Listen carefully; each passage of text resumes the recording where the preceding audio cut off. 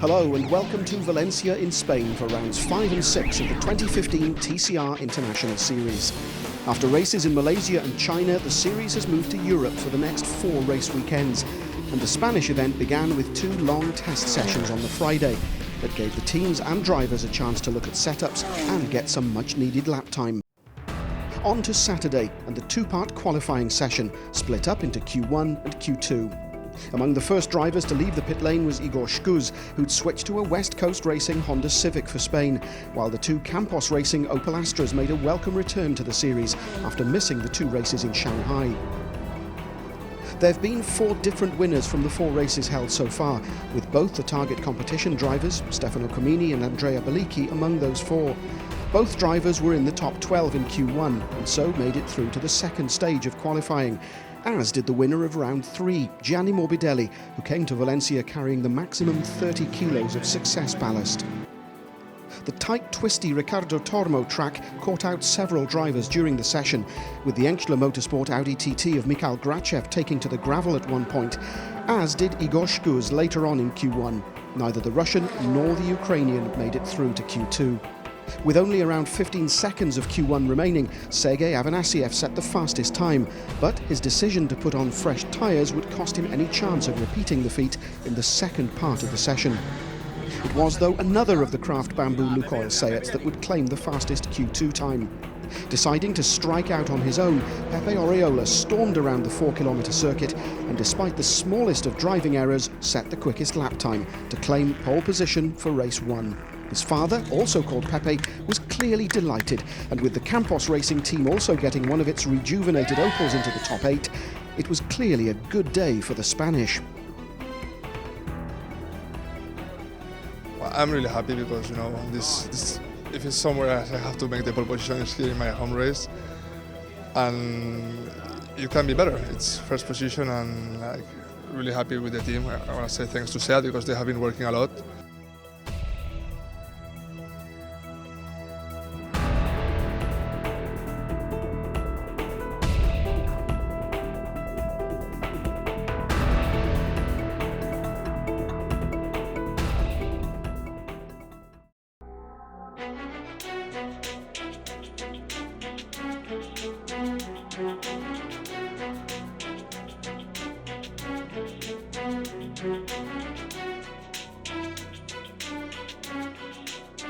And TCR for us, it's a very good opportunity to come back, providing the best tires we have today with a very professional organization. TCR organization is for us fantastic partner, and we are very happy because it's a worldwide opportunity.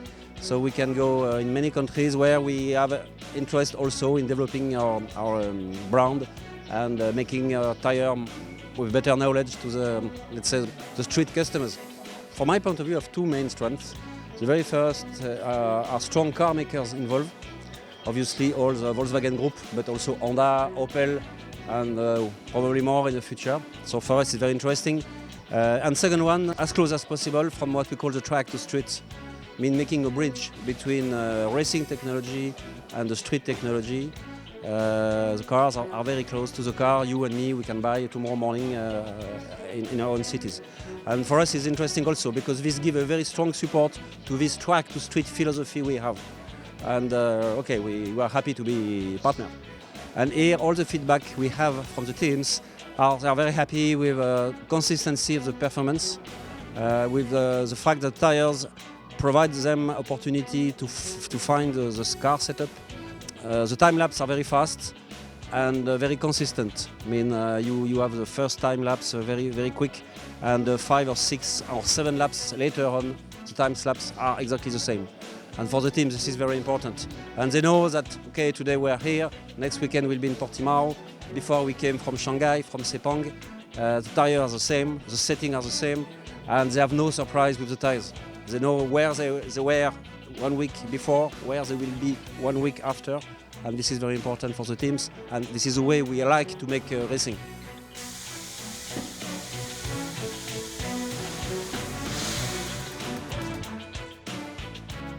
Hola, buenos dias. Welcome to race day here at the Ricardo Tormo circuit in Valencia in eastern Spain for not only rounds 5 and 6 of the TCR International Series, but the start of the series European leg. 4 race meetings in the next 5 weekends, and it all starts here in Valencia. 4 kilometers, a very tight, twisty circuit, described as a circuit within a stadium, surrounded by hillsides in a natural bowl in the countryside. 14 corners and lap times in the 140s or thereabouts. 2 races this afternoon for you, both 15 laps in duration. Qualifying, though, went very well for the man on the left of your screen, Pepe Oriola. We're looking for the lights to go on, they go off, and we're racing. Away goes Oriola. Brilliant start, both from him and from Avanasiev, I think that is, who goes through. And look at that on the left. Jordi Genet on the grass alongside one of the target competition cars, but Oriola makes it through with Avanasiev in second place, and then it's the TT of Franz Engstler alongside I think it's Stefano Camini on the left-hand side. Forgive me, it's Andrea Bellicchi. Contact there with Engstler getting it sideways and Noguez in the Opel involved. The blue Seat you see there of one of our entries making their appearance for the first time in the TCR International Series, David Cebrian, another of the Spanish drivers. Up goes the inside. That is Stefano Camini making a move on Mikhail Grachev. Yes, there's Grachev in between the 2 target competition cars. There's Gianni Morbidelli. And there are the 2 other Hondas of Kevin Gleeson. We're on board with Kevin Gleeson at the back of the field, looking that scrap at ahead of him. 3 Seats virtually line abreast, and no, thought there was going to be contact there. This is the tight, twisty infield here at Valencia. Used very much for bike racing. And a complete change to the very wide tracks with which we started the year. And let's take a look at the back of Mikhail Grachev's car. Some fantastic onboard shots this weekend, allowing us to really get in amongst the action. Grachev having retaken that place. Grachev still ahead of, and Engstler out of the car, so that, I suspect, would be the end of his race as we look at the top 6. Grachev still ahead of Comini. There they are, with Michel Nokier behind. Let's take a look at the start again. Brilliant start from Pepe Oriola. Not such a good start for the 3 target competition cars, but look at Jordi Genet on the left there, taking to the grass. Let's see if we can take a look at this. This would be from Genet's car. Indeed it would be. There's Nokier on a little nudge. Jordi just says, here I am, I'm coming through. You look up ahead to see Mikhail Grachev. No, of course, that's Franz Engstler. We're right at the start of the race. Engstler making contact. Very nearly halfway through this 15-lap race. There's Avanasiev, there's Genet. Not quite close enough to make a move, I suspect, but putting pressure on his teammate. And everybody talking yesterday about, and what's this? This is Cipriano making a move on Oscar Noguez. Reasonably wide between the 2. This is once again, can she go through? That's Lucille Cipriano. This is the battle, though, that we touched on earlier. Oscar Noguez in the Opel Astra. And going through on the inside, finally, after several laps of having a go, Lucille Cipriano. The first and hopefully not the last lady driver we'll see in TCR International. Just getting past Oscar Noguez. And so, 15 cars still running. Jordi Oriola. Just as I was saying, 15 cars still running. Franz Engstler comes out of the pits to rejoin. Now, you may wonder why on earth he would do that with so many laps lost in the pits. But again, at this stage of the car's development, every lap is a bonus. Every chance to put mileage on the car gives the driver more experience and gives the team more knowledge of what's going on with the car. Igor Shkuz pulls up, and that will be at turn 12, where Shkuz went through the gravel in qualifying, and Shkuz, in his 3rd different car in 3 race weekends, pulls up. So Seats, as we thought, dominating the Spanish rounds of the TCR International Series so far. There's our race leader who starts his final lap, Pepe Oriola. then it's Sergei Afanasyev, and then Jordi Jannet moves quite aggressively across, forcing Afanasyev to defend. This could be a cracking final lap. Jannet, possibly having saved his tyres, looks up the inside for the left-hander at turn 2, but no, not close enough to make it stick. But look at that, the gap has really closed up now between the two teammates. Afanasyev forced to defend from Jordi Jannet, with a gap back to Andrea Bellicchi. And then you see in the distance the gap for 5th, 6th and 7th still going on. There's Afanasyev, there's Jannet, and yes, the gap does appear to be too great as they go round the left-hander onto the start-finish straight for the final time. And there is the checkered flag awaiting Pepe Oriolo, who flashes his lights in delight, as does Sergei Afanasyev. He's done enough to hold off Jordi Jannet. There should be the confirmation, indeed it is. Afanasyev finishes 2nd, Jannet 3rd, Andrea Bellicchi 4th, Mikhail Grachev 5th. Pepe win, the first, win. Confirmation of the results of round 5. Pepe Oriola winning from Sergei Afanasyev, Jordi Jannet, Andrea Bellicchi, Mikhail Grachev, Stefano Comini, Michel Nuccia, Gianni Morbidelli getting 8th, Bas Schouten 2 points on his debut, and Lorenzo Veglia rounding off the top 10 point-scoring positions. Pepe Oriola, your first victory of the season in your home racetrack. Good result for you. Yeah, really good. I had a really good start, especially it was a bit tough because I didn't see the 5-second panel because I was so close to the tower. And I had a good start. I tried to push at the beginning a little bit and then managed to have the same gap, especially with the tires were going a little bit down. My brakes too, it's too hot and I have some problems in my brakes, but I didn't have to fight with anyone, so just control my teammates behind. So really good race, really happy to win here. I want to say thanks to all the sponsors, SEAT, and my dad especially.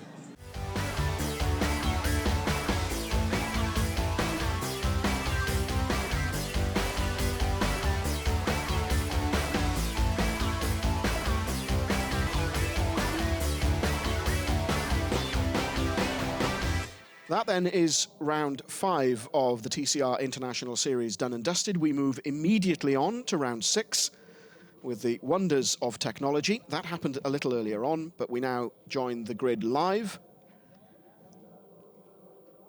And this time, it's not a SEAT on pole position because of the reversed grid system.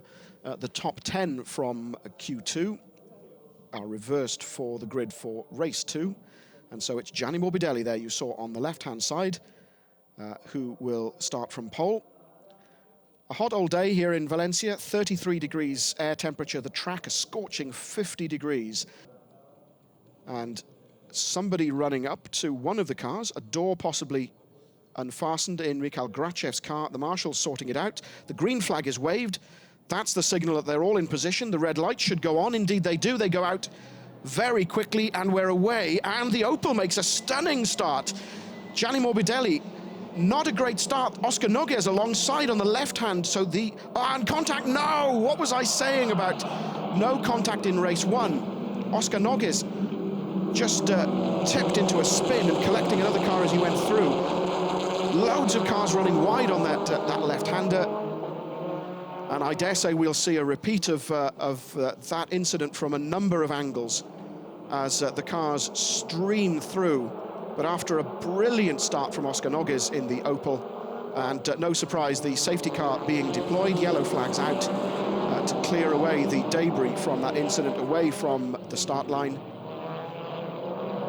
Watch this. This is that amazing start from Oscar Noguez, up alongside Gianni Morbidelli on the inside line for the left-hander at turn 1. We don't then see the actual incident, but Noguez takes out Jordi Jannet, pushes Jannet into the barriers. Let's have a look from the other angle.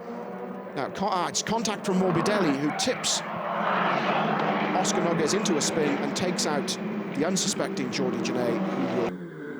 Right, there is Noguez in front, who moves left alongside Gianni Morbidelli. Then there's contact between the pair, and then here comes Noguez tipping Jordi Jannet. A lesson about jinxing things during race 1, and also that's the incident that put paid to Mikhail Grachev. Contact with his team leader, it would appear, Franz Engstler, and causing damage to the front right of the car.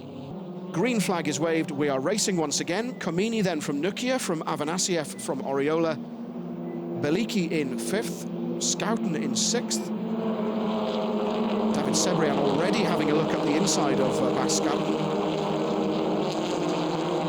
Then it's Lucille Cipriano. Franz Enschler behind her. And Oriola already having done what he needed to do, just getting past Avanasiev. So the two target competition men ahead of him. Next in his sights, Michal Nukia.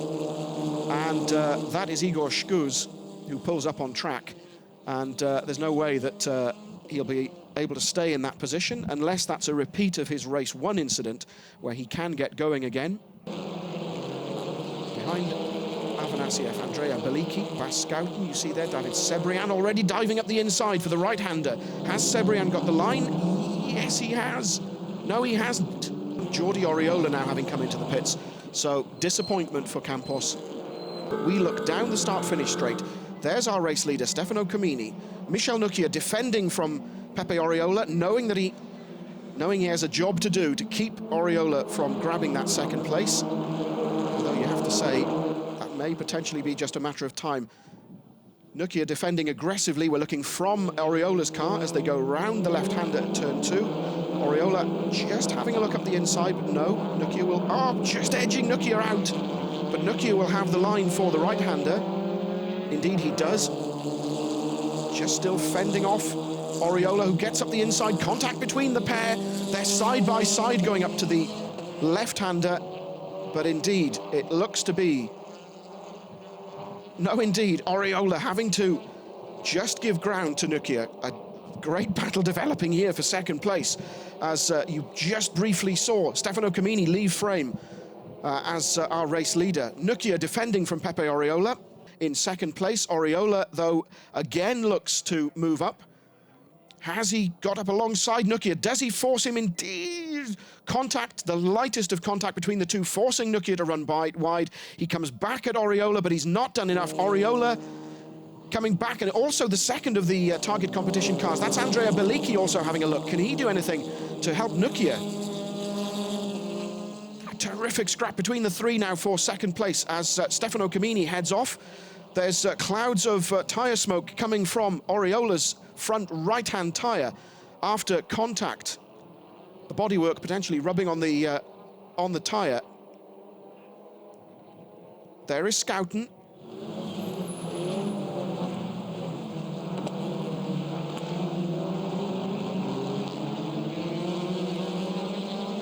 And Oriola, having suffered from that over-exuberance, that lunge up the contact, we'll hopefully take a look at that from a replay.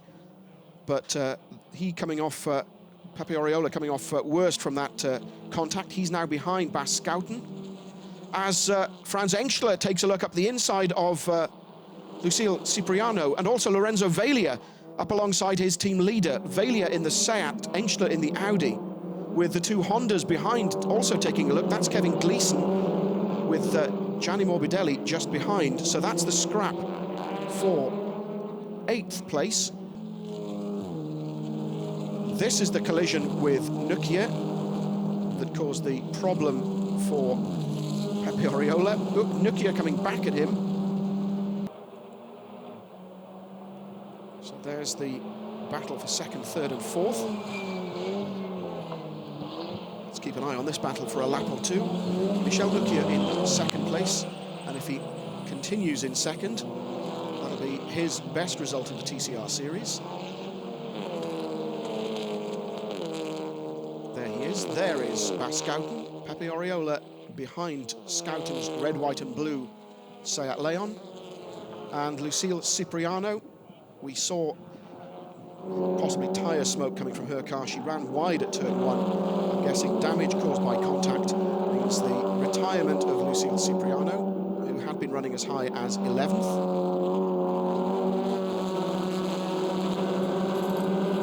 Again, looking from Enschler's car, and one of the, in fact, Enschler having a problem. That was Gleeson and Avanasiev. In fact, both Hondas and Avanasiev have got past Franz Enschler, and he comes into the pits. Scouten looks again as they go around turn 14 onto the start-finish straight. He takes the left-hand line, but both cars virtually identical, and so nothing in it as they cross the start-finish line.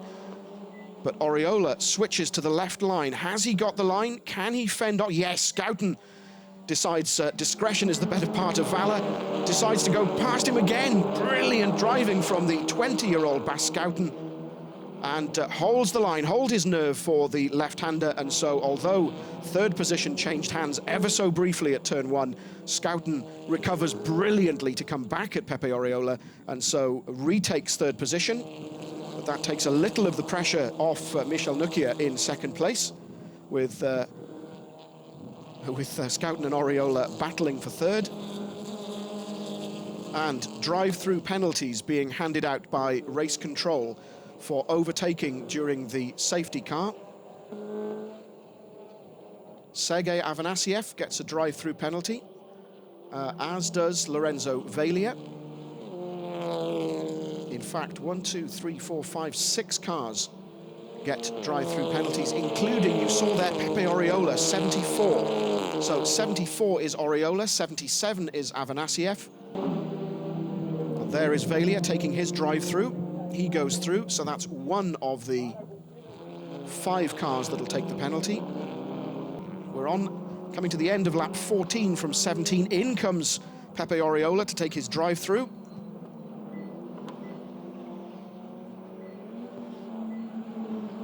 And as Oriola goes through the pits, observing the pit lane speed limit, through also comes Sergei Afanasiev. 77. So the Kraft Bamboo Lukoil team telling both their drivers to come through. And confirmation also from race control that the incident between cars 19 and 88, that's Oscar Nogues and Jordi Genet, will be investigated after the race. So that will go to the stewards for investigation later. But that will be decided. It has no effect on our leaderboard. And they come back onto the start-finish straight. What will happen now? Cebrian comes in, overtaking Scouten. So Scouten into the pits, running very slowly. Cebrian also into the pits, but Beliki still out as the cars are on their final lap. There is our race leader, Stefano Camini, cruising, it would seem. Stefano Camini, having driven brilliantly, avoided the dramas at that first corner of this race. And he will be more than happy that Vanessa has looked after him once again. And as he heads down around turn 13, just one more corner, turn 14, named Adrian Campos, stands between Stefano Camini and his second win of the year. He drives up to take the checkered flag. Our congratulations to him, his arm already out of the window, pumping the air in celebration. Behind him you see Michel Nukia taking second place.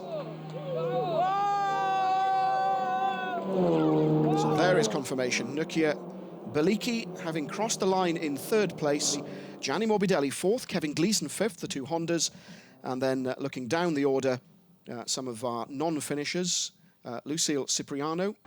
The car was incredible fast. We had old tire, but the setup was incredible, and this was for me like a test because the gap was 5 second gap. I tried to push all the race to try this setup, and it's perfetto. Stefano Camini.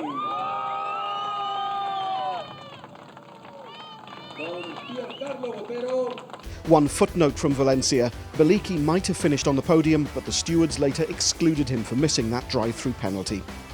Dramas galore from Spain then, but Seat, Pepe Oriola and Stefano Camini are happy enough. Next, around 7 and 8 in Portimao in Portugal, but from Valencia, goodbye.